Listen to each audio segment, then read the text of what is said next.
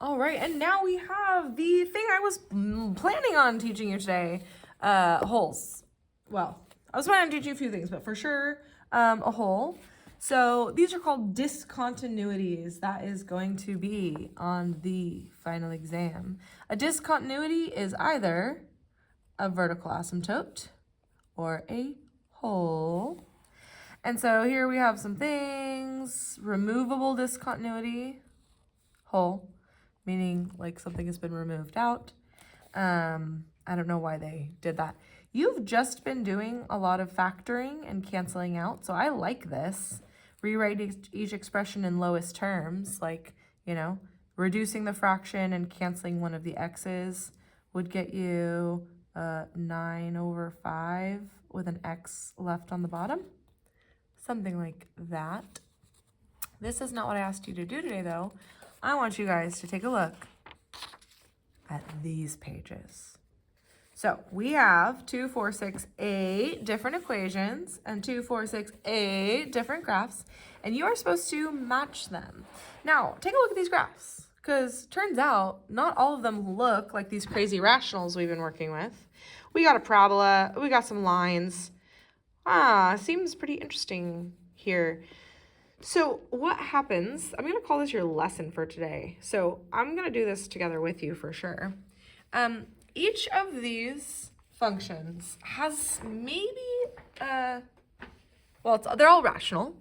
They have polynomials on the top and bottom, but it maybe has some duplicates, right? So I'm going to go through each of these one at a time and see, wait a minute, duplicate, duplicate, duplicate. I'm going to simplify it. So number one, this first one here, looks pretty simplified to me.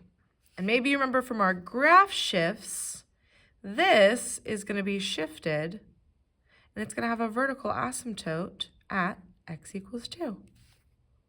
That's great information for you to match it with one of those, graphs under here when we get there.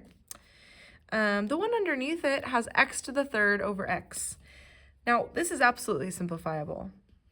This is the same as if we cancel one x from the top and one from the bottom, because x over x is just 1.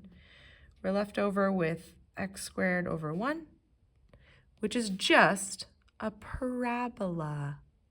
Turns out that should basically be the exact same as a parabola, as an x squared function. You know what that looks like. Now, this one is going to be our standard swoopy swoop. For the one on the bottom, we have a repeater on the top and the bottom.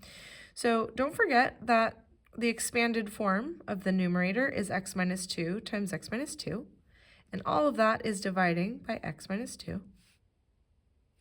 And that means that this and this, because these are, multiplication and division, this number and this number cancel. Oh, it's the best. And now this one is basically just the function x minus 2. Which it's a line. That's y equals mx plus b. Folks, I think you can do the rest of these. Cancel, cancel, cancel, cancel. I'd like you to rewrite these equations as simplified as possible, if you may. Pause the video. Swoop. After you've swiped. Paused. All right, cool. Do you have the right answers now? I wish I could edit stuff, but I can't. Now, here is when things get a little bit weird. While you got y equals x, like just a line, y equals 1? Y equals also 1? And then this one is x minus 2 squared, also a parabola, but with a graph shift. When you look at these, there's something weird about these lines and these parabolas, and that's that they have some little gosh darn holes in them. So when we figure this out, so I don't know where to start here, but we have a parabola x squared and another parabola x minus 2 squared. If you look over here, we've got some graph shifts, and then we've got holes at this vertex. maybe you can figure out which one is which. We've got our line equations. You'll see the slope for C and G is the same, but one of them is also graph shifted. And then we have y equals 1 and y equals 1. So this is when I would stop and I would have you work with your neighbor and match them now. So now that you have all of these, match them, match them, match them. Swipe. I'm doing like a video swipe. Video swipe. Okay, so now that you've tried matching these, maybe you noticed, I think the most interesting difference is here with these two lines. This is the line y equals 1, and this is the line y equals 1. Now I'm definitely seeing the exact same line here. The line is the same. But what is the deal with these little holes? And so what happens over here when we simplify things is that, I'm going to use this as an example. Maybe you guys can write this as a note. When simplifying, this thing simplifies to this, but it's not this. It's not just y equals x. I mean, the fact that we started with something else does matter. So I'm going to write, when simplified,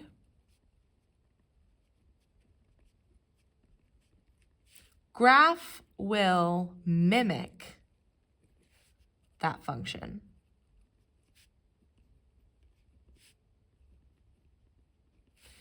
So this is not a quadratic. This is actually going to mimic just the line y equals x. Now this thing looks nasty as heck, but when we canceled on the top and the bottom and it's simplified into this line, the graph is going to mimic just the line, but the problem is this function still has a denominator, and that denominator still can't equal 0. So there is still a value for this original function that will make the denominator 0, and it will not exist. If you plug in 2, this thing will not exist. And so there is still a discontinuity. It's just called a hole instead of an asymptote. So the difference, between, let's see, this B and this F is that one has a hole at x equals 2 and one has a hole at x equals 0. So I'll write hole at x equals 0, hole at x equals 2. And those are going to be the values for which the denominator can't be 0. So when you go to your lines, we have a y equals 1 and a y equals 1, but the original functions were different. This one, the denominator can't be 0, and this one has that denominator can't be 2. So that's where there is a hole. So that's your main thing for today. Number 2 says which functions have asymptotes and which function have holes.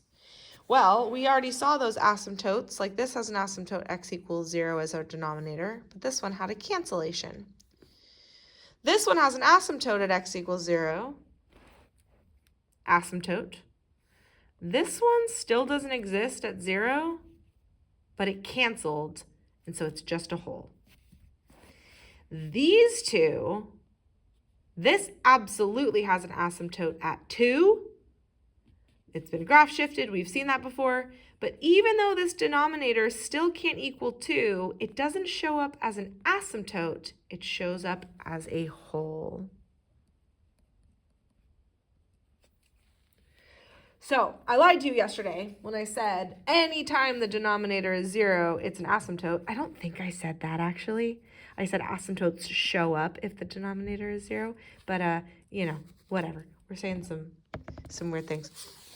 We're being pedantic about what exactly Miss Roberts said. So, it says compare the graphs. How are they the same? How are they different? Whatever. I'm going to go over here and use some for you. Oh, also Henry and Liza have some really nice things to say. So they have 2 methods for graphing this.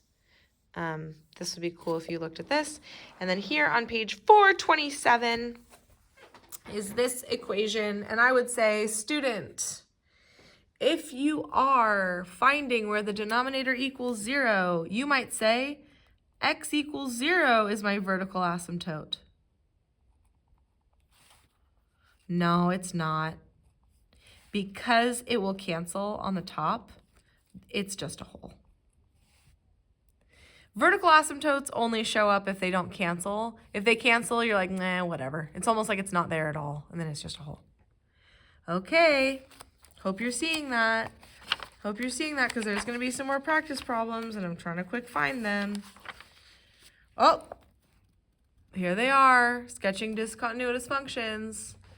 Where the denominator is 0, that would be x equals 0, and x equals -2. This is page 431. But guess what? X equals 0 is still there. X equals -2 will cancel. So since this one would cancel, this one is still an asymptote. I'm just going to write asymp. This one is a hole. So that's the difference between an asymptote and a hole. And now you are ready for your exit ticket.